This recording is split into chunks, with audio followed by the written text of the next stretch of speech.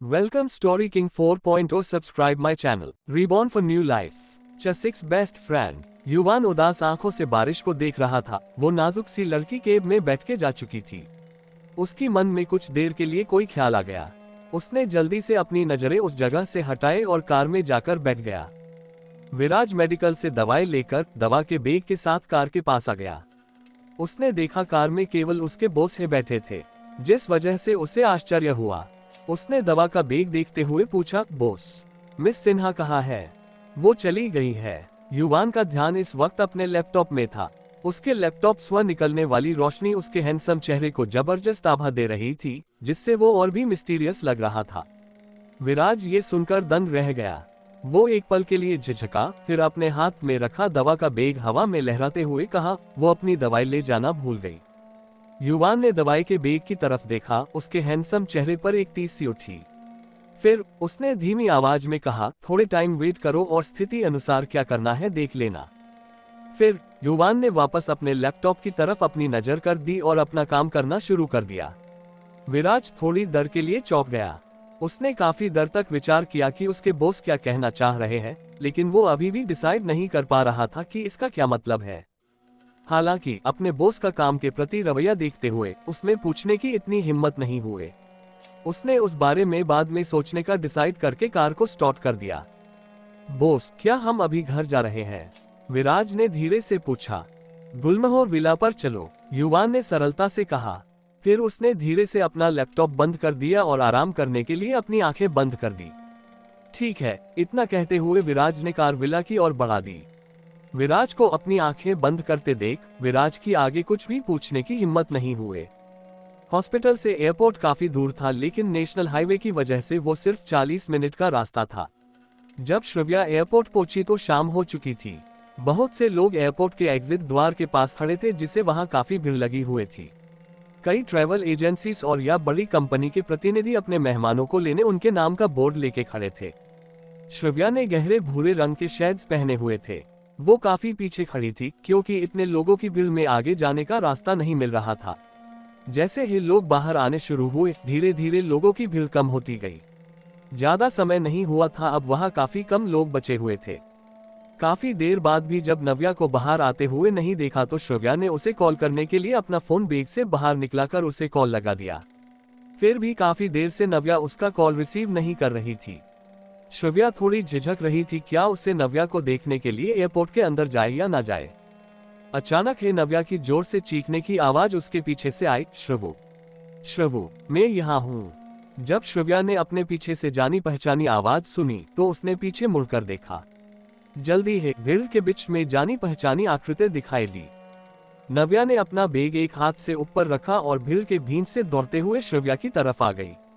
ये देखकर श्रव्या के चेहरे पर एक गहरी मुस्कान छा गई। उसकी जल्दी दोस्त अभी भी वैसी ही है। नव्या ने उसका साथ कभी नहीं छोड़ा था। पिछली जिंदगी में वो उसे बार बार आगे बढ़ने के लिए मनाती रही, लेकिन उसने एक भी बार उसकी बात नहीं मानी और नव्या को इग्नोर करना शुरू कर दिया था। फिर भी वो बेशर्मों की तरह उसके पास आती थी। बम! ये आवाज सुनते ही श्रव्या हकीकत में लौट आए। उसने देखा कि उसे गले लगाने के लिए नव्या ने अपना बैग एक तरफ फेंक दिया था और श्रव्या को कसकर गले लगाते हुए कहा, जानती हो, हमने सिर्फ कुछ महीनों के लिए एक दूसरे को नहीं देखा है और मुझे एहसास हुआ कि मैंने जिस व्यक्ति को सबसे ज्यादा याद किया वो तुम हो। नव्या ने श्रव्या की कमर पर अपनी पकड़ कस दी। श्रव्या ने भी उसे गले लगा लिया। उसकी आंखें नम हो गई थी, लेकिन उसने अपनी आंखों से आंसू नहीं बहने दिया। वो जानती थी फिर उसके पास कोई बहाना नहीं होगा नव्या को देने के लिए, इसीलिए उसने नव्या को वैसे ही गले लगे रहने दिया। काफी देर बाद आखिरकार नव्या ने उसे जाने दिया और एक गहरी सांस ली। उसी समय श्रव्या ने भी अपने शेड उतारकर अपनी जेब में रख लिए। तुम्हारे हाथ को क्या हुआ? नव्या की पैनी नजरों ने देखा कि श्रव्या के हाथों में पट्टी बांधी हुए है। उसने जल्दी से श्रव्या का हाथ अपने हाथों में लिया और घाव की को चेक करने लगी। उसकी आंखों में चिंता और बेचैनी साफ साफ देखी जा सकती थी। नव्या की इतनी फिक्र देखकर श्रव्या के चेहरे पर हल्की मुस्कान आ गई और उसने हल्के से नव्या के कंधे को थपथपाते हुए कहा, तुम चिंता मत करो, ये सिर्फ चाय गिरने से हल्का सा झुलस गया है, पर मैंने पहले ही हॉस्पिटल जाकर पट्टी करवा ली है। जल गया? क्या कोई बड़ी बात है? तुम इतनी लापरवाह क्यों हो? नव्या के चेहरे पर चिंता की लकीरें अभी भी थी। उसने हाथ की पूरी तरह जांच करने के बाद श्रव्या की तरफ देखा। उसके होंठ हल्के से सिकुड़े हुए थे, जिसे देखकर नव्या ने उसके हाथ को धीरे से छोड़ दिया। वो उसे एक बार फिर लेक्चर देने के अलावा कुछ नहीं कर सकी। श्रव्या ने टाइम देखते हुए कहा, अभी 6 बज गए हैं, मैंने होटल में डिनर के लिए रिजर्वेशन करवा दिया है। तुम पहले घर चलकर फ्रेश होना चाहोगी या ज्यादा भूख लगी है तो पहले डिनर करने जाना है? श्रव्या ने नाटक किया कि उसने खाने का नाम सुनते ही नव्या के चेहरे पर चमक नहीं देखी, और नव्या ने जो सामान जमीन फेंक दिया था उसे उठाने के लिए नीचे झुकी तब उसके होठों पर हल्की सी मुस्कान आ गई। वो अच्छे से जानती है कि नव्या कितनी बड़ी फूडी है। फिर उसने छोटा बैग नव्या को दे दिया और बाकी सामान खुद उठा लिया। नव्या ने अपनी आंखों में चमक लिए श्रव्या के हाथ से बैग लेते हुए कहा, जब तक तुमने खाने का नाम नहीं लिया था तब तक मुझे कुछ महसूस नहीं हो रहा था, लेकिन अब जब तुमने रिजर्वेशन करवा ही ली है तो मैं भूख से मरी जा रही हूँ। तुम्हें तो पता है मुझे ये प्लेन का फूड ज्यादा पसंद नहीं आता और यहाँ का फास्ट फूड भी बकवास है। फिर अचानक ही कुछ याद आते ही श्रव्या का हाथ पकड़ते हुए कहा, तुम जानती हो जब मैंने फ्रांस, इटली और आसपास के बाकी देशों में घूमने गई तो काफी दिलचस्प बातें हुए। वहां मुझे काफी हैंडसम, सुनहरे बाल और नीली आंखें वाले लड़के मिले। मैं उनके बारे में तुम्हें पूरी डिटेल में बाद में बताऊंगी और उन लोगों से तुम्हें मिलवाऊंगी। मैंने उन लड़कों को स्पेशली तुम्हारे लिए पसंद किया है। मैंने उसके फोटो और बायोडेटा की एक बुक तैयार की है। नव्या ने अपनी बात खत्म करते ही उस छोटे बैग से एक बड़ी डायरी निकली और कहा, मैं तुम्हें बता रही हूँ, इस डायरी को मैंने बड़ी मेहनत से तैयार किया है और अगर इस बार भी तुमने मेरी मेहनत को खराब करने की कोशिश की तो मैं तुमसे बात नहीं करूंगी। नव्या ने अपनी बात खत्म करते हुए पाउच बना लिया था। उसने उस डायरी को ऐसे गले लगाया जैसे कोई कीमती खजाना हो और फिर से कहा, बेशक ये तुम्हारे खुशहाल भविष्य के लिए है, जिस वजह से ये डायरी मेरे दिल के करीब है। यदि तुम मेरी मेहनत को इग्नोर करती हो तो बेहतर होगा तुम मुझे मानने के लिए तैयार रहो, लेकिन मैं मानूंगी नहीं। श्रव्या उसकी बचकानी बातें सुनकर अपना हाथ अपने सिर पर रख दिया। नवू, क्या तुम्हें पता है रोहन अरोरा तुम्हें ढूंढते हुए पागल होने वाला है। वो तुम्हारे बारे में जानने के लिए हर रोज मुझे 4 से 5 बार कॉल करता है, लेकिन मुझे सच में समझ नहीं आ रहा कि क्या कहूँ तुमसे। जैसे कि श्रव्या का फोन भी उसे तालमेल बैठा रहा था कि उसके इतना कहते ही पहन की रिंगटोन बज उठी। उसने पहन को देखा और एक बड़ी मुस्कुराहट के साथ फोन को नव्या की तरफ कर दिया। अपना एक आईब्रो ऊपर करते हुए पूछा, अपने वापस आने के बारे में तुम खुद उसे बताओगी या मैं बताऊं? नव्या ने अपना मुंह बिगाड़ते हुए उसके हाथ से फोन ले लिया। कॉल कट करने से पहले एक नजर देखा और कॉल कट करके एक बड़ी मुस्कुराहट के साथ फोन वापस श्रव्या को पास करते हुए कहा, उसको अभी के लिए भूल जाओ, उसे पूरी तरह से फिक्र करने दो।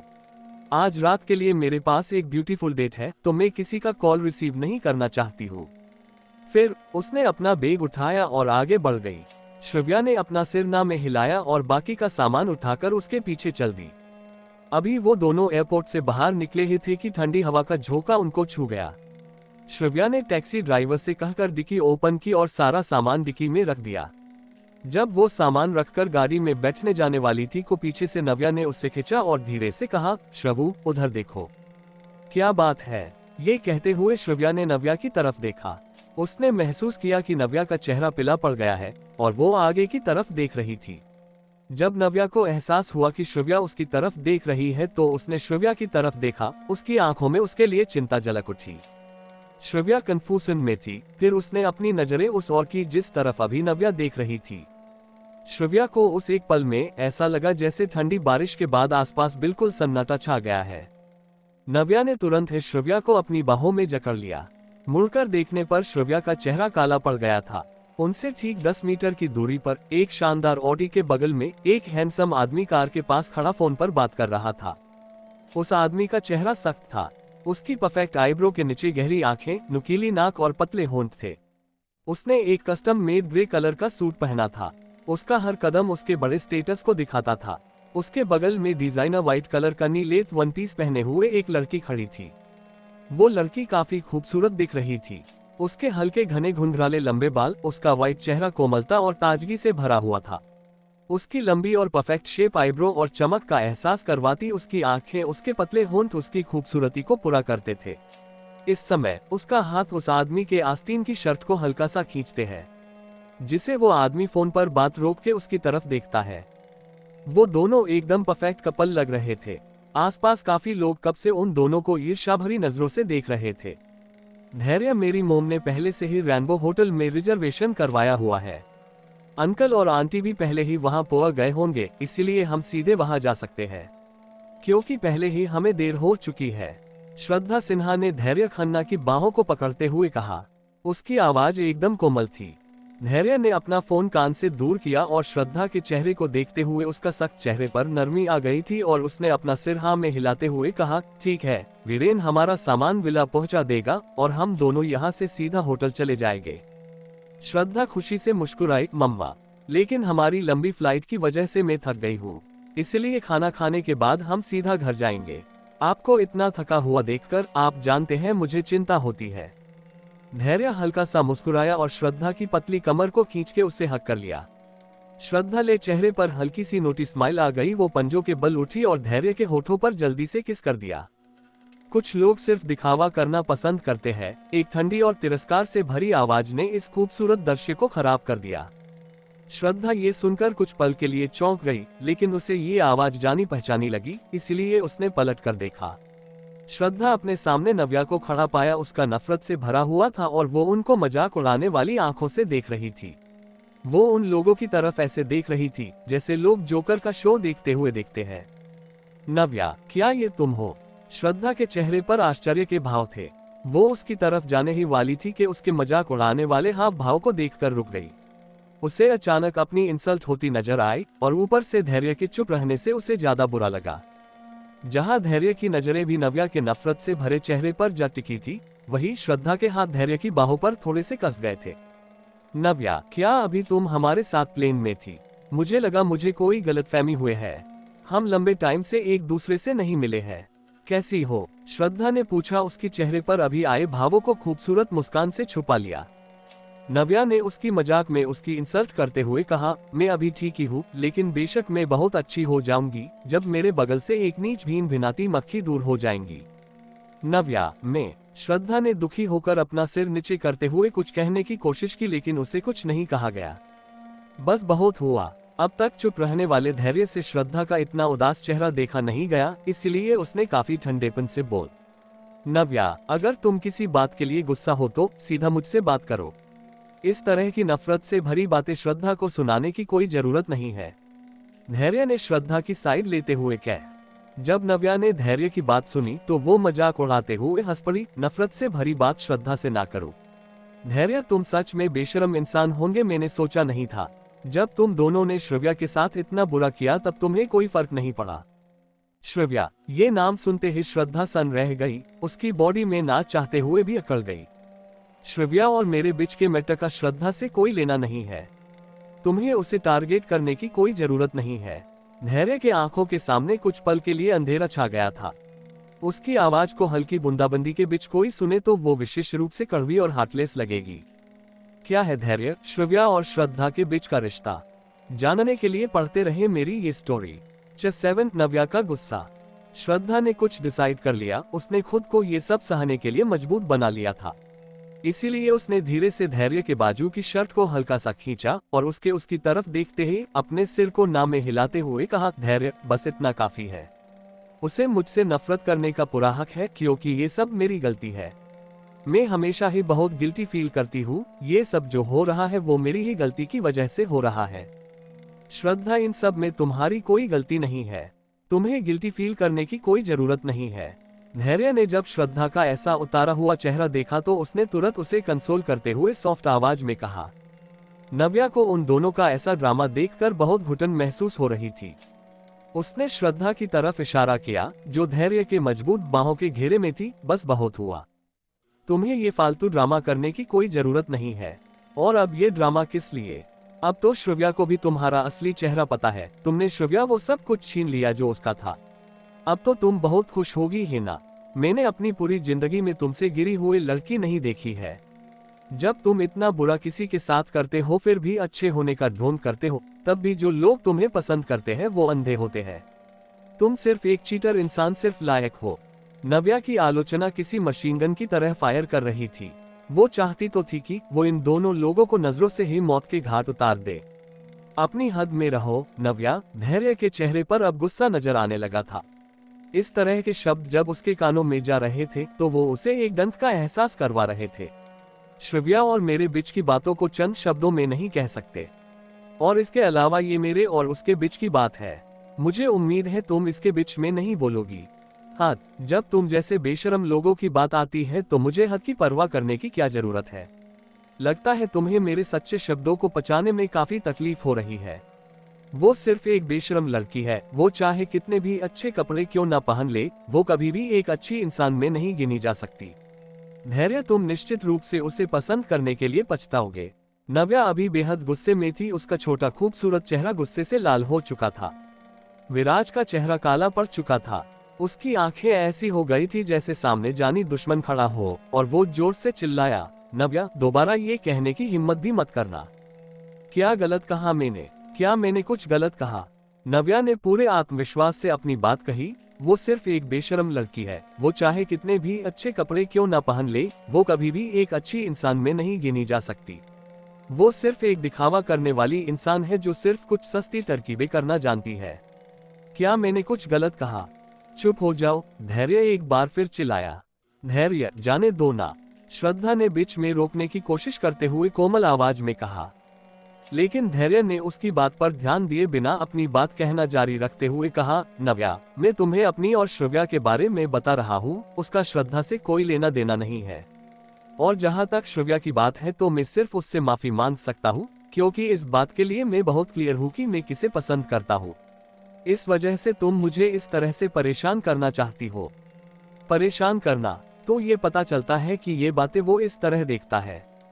एक पल ऐसा आया जब ऐसा लगा जैसे उसने खुद को सालों पहले देखा हो। वो बरसात की रात, वह सड़क के किनारे फोन में टॉर्च की रोशनी के साथ खड़ी थी। एक पूरी जिंदगी बीत जाने के बाद आज उसने फिर उस अतीत को देखा। श्रव्या, जो नव्या के पीछे खड़ी थी। उसने अपनी आंखें बंद कर ली और एक गहरी सांस ली। इस एक पल में उसने कुछ फैसला कर लिया। फिर उसने अपनी आंखें खोली और नव्या की तरफ पलट गई। उसने नव्या को एक नजर देखा, फिर अपनी सख्त आवाज में कहा, नव्या, कार में बैठो। उसकी आवाज अप्रत्याशित रूप से बेहद सख्त थी। उसकी आवाज सुनकर तीनों एक पल के लिए चौंक गए। धैर्य ने अपनी आंखें उस ओर की तो पाया, वो नव्या से सिर्फ कुछ दूरी पर पीछे खड़ी थी। वो अपनी खाली आंखों से नव्या की तरफ देख रही थी। उसके चेहरा पर एक जिद्दीपन और उदासीनता थे। श्रव्या, धैर्य का हैंडसम चेहरा सख्त हो गया। मिक्स भावनाओं का एक सैलाब उसकी आंखों में उमड़ पड़ा। उसके हाथों को पकड़ मजबूत हो गई। श्रद्धा ने भी महसूस किया कि धैर्य का हाथ जो उसकी कमर पर था वो और ज्यादा कस गया था। उसने तुरंत अपने गुलाबी होठों को चबाया और धीरे धीरे ऊपर देखा। उसकी खूबसूरत आंखों में रोशनी जगमगा रही थी। जिस तरह से वो श्रव्या को देख रही थी, उसमें कुछ अलग ही भाव दिखाई दे रहे थे। श्रद्धा ने थोड़ी देर और श्रव्या को उसी तरह देखा। उसकी आंखों में पानी बहने लगा। उसने कर्कश आवाज में श्रव्या को पुकारा, दी, मैं सच में आपको याद करती हूँ। दी, मुझे आपकी सचमुच याद आती है। श्रव्या के कानों में जब ये शब्द गूंजे तो उन्होंने उसके घावों पर नमक का छिड़कने का काम किया, जिसे अपनी रुझने का समय भी नहीं मिला था। एक कोल्डनेस उसकी बॉडी में छा गई। लोग कहते हैं वक्त सबसे अच्छा मरहम है। वक्त से साथ बड़े से बड़ा घाव भी भर जाता है। उसने सुना था कि एक बार आप इंसान को जाने देते हैं तो महसूस करते हैं कि वो इंसान अब इम्पोर्टेंट भी नहीं जितना आप सोचते थे। उसने सुना था कि टूटने और अकेलेपन की आदत पड़ने के बाद आप उस व्यक्ति से उतना प्यार नहीं कर पाएंगे जितना आपने सोचा था। पहले उसने सोचा था कि क्योंकि एक पूरी जिंदगी उसने अकेलेपन में बिता दी, तो अब ये बातें उसके लिए अतीत होगा। अब वो इन सब को आसानी से सह पाएगी, लेकिन सुनी सुनाई बातें सिर्फ अफवाह ही रह जाती है। कौन साबित कर सकता है कि ये सब सच है? एक पल में श्रव्या बहुत सी बातें महसूस कर सकती थी। उसके दिल में काफी दर्द महसूस हो रहा था। उसे सांस लेने में मुश्किल हो रही थी, जिस वजह से उसे चक्कर आने लगे थे। हालांकि पिछले जन्म में उसे जितनी तकलीफें झेलनी पड़ी थी, उसके मुकाबले ये कुछ भी नहीं था। उसने कसकर अपनी आंखें बंद कर ली और खुद को शांत कर लिया। फिर जब उसने अपनी आंखें खोली तब उसके चेहरे पर पुराने उदासीनता के भाव आ गए थे। श्रव्या ने थोड़ी गहरी सांस ली और बिना किसी भाव के उन दोनों की तरफ एक पल के लिए देखा। उसने नव्या के कंधे को हल्का से थपथपाया, फिर कार का डोर ओपन करके बिना किसी की तरफ देखे कार में बैठ गई। शुरू से अंत तक उसने धैर्य और श्रद्धा से एक भी शब्द नहीं कहा। श्रवु, क्या तुम ठीक हो? नव्या ने कार की बारी से श्रव्या की तरफ देखते हुए धीरे से कहा। उसने देखा कि श्रव्या अपना सिर पीछे सीट पर टिका के आंखें बंद करके बैठी है। उसे इस तरह देखकर नव्या का दिल पसिज गया। उसने अपनी आंखें बंद कर ली ताकि उसकी नम आंखों से आंसू न बह निकले। अपने आंसुओं को जब्त करने के बाद नव्या ने धैर्य और श्रद्धा की तरफ देखा। धैर्य, तुम कभी नहीं जान पाओगे कि तुमने क्या खोया है, और मैं तुम दोनों जैसे बेशर्मों को जानने के लिए खुद को बदकिस्मत समझती हूँ। नव्या ने दूसरी तरफ जाते हुए कार में बैठते हुए ये कह। श्रवु, क्या तुम ठीक है? कुछ तो बोलो। कार में बैठते ही नव्या ने उसके कंधे पर हाथ रखते हुए पूछा। जब उसने देखा कि वो बिल्कुल नहीं हिल रही है तो वो उसके लिए घबरा जाती है। श्रव्या ने नव्या के हाथों को हल्के से अपने कंधे से दूर किया, फिर वो थोड़ा साइड में होकर खिड़की से बाहर देखने लगी। शांति से नव्या को आश्वस्त करते हुए कहा, मैं बिल्कुल ठीक हूँ, चलो चलते हैं। Driver, north side rainbow entertainment city ले चलो। जैसे ही श्रव्या ने ये कहा, ड्राइवर ने कार स्टार्ट करके दौड़ा दी। जैसे ही धीरे धीरे से कार उसके पास से गुजरी, वैसे ही धैर्य स्पष्ट रूप से श्रव्या को देख पा रहा था, जो कार की दूसरी तरफ सिर खिड़की की तरफ घुमाकर बैठी थी। धैर्य एक पल के लिए झिझका। वो झिझक रहा था कि क्या उसे श्रव्या के पीछे जाना चाहिए। फिर एक पल के विचार के बाद उसने अपनी मिक्स भावनाओं को शांत कर लिया। अंत में वो वापस पहले जैसी स्थिति में लौट आया। अचानक धैर्य को श्रद्धा की सिसकियों से घुटती कोमल आवाज सुनाई दी। धैर्य, मैंने कुछ गलत किया है? दीदी, वो। धैर्य ने मुड़कर देखा तो श्रद्धा के मासूम चेहरे पर उदासी छाई हुए थी। उसकी आंखों आंसुओं से भरी थी। वो अपने होठों को काट रही थी ताकि अपने आंसुओं को बहने से रोक सके। जब धैर्य ने श्रद्धा को इस तरह देखा तो उसके दिल में दर्द सा उठा। धैर्य इस वक्त नहीं जानता था कि उसे क्या कहना चाहिए, इसीलिए उसने श्रद्धा के कमर आसपास अपने हाथ को कसते हुए उसे बाहों में भर लिया। श्रद्धा ने भी उसे कसकर गले लगा लिया। इसी के साथ उसकी आंखों से आंसू बह निकले। उसकी रोने की आवाज उनके आलिंगन के बीच दब गई। धैर्य ने आगे उस तरफ देखा जहां से वो कार गई थी, लेकिन अब बारिश के बीच वो कार उसकी नजरों से गायब हो चुकी थी। फिर धैर्य ने उस तरफ से अपनी नजरें हटाकर श्रद्धा की तरफ देखा, जिसने रोने के लिए खुद को उसके बाहों में दबा लिया था। उसका चेहरे पर की उदासीनता धीरे धीरे हल्की हो गई और उसने धीमी आवाज में से कहा, ठीक है, अब चुप हो जाओ। हम मिलकर श्रव्या को समझाएंगे। वो बहुत समझदार है।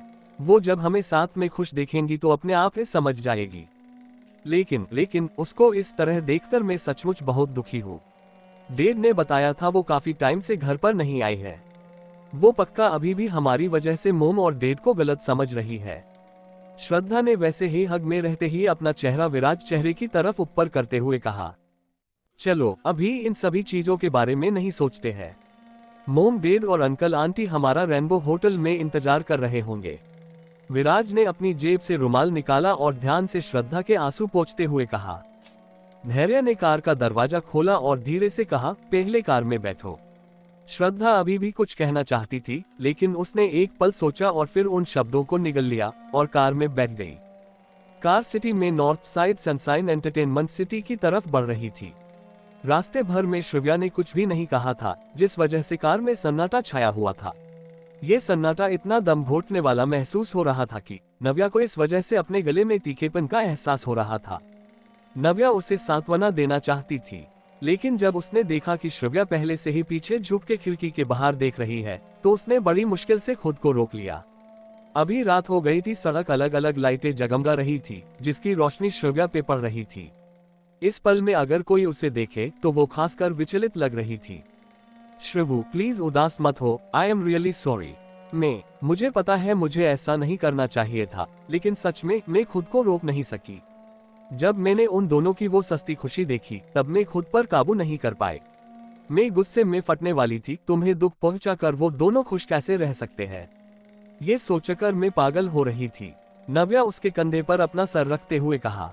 वो अभी भी गुस्से से उबल रही थी। नव्या ने फिर अपने सिर को ऊपर करते हुए श्रव्या के खूबसूरत चेहरे को देखते हुए उत्सुकता और चिंता से पूछा, मुझे बताओ श्रावु, क्या तुमने उन्हें माफ कर दिया है? इतने साल हो गए हैं, लेकिन तुम अभी भी उस इंसान को जाने देने और दूसरे रिश्ते में आगे बढ़ने के लिए कोशिश करने को तैयार नहीं हो। क्या ये इसलिए है कि तुम अब तक धैर्य को छोड़ने को तैयार नहीं हो? बताओ मुझे। नव्या ने उसके कंधे को पकड़कर आखिरी बात मायूस होकर पूछी। नव्या के इस तरह हिलने डुलने से श्रव्या को अब चक्कर आने लगे थे। उसने धीरे से नव्या का हाथ अपने कंधे से हटाया।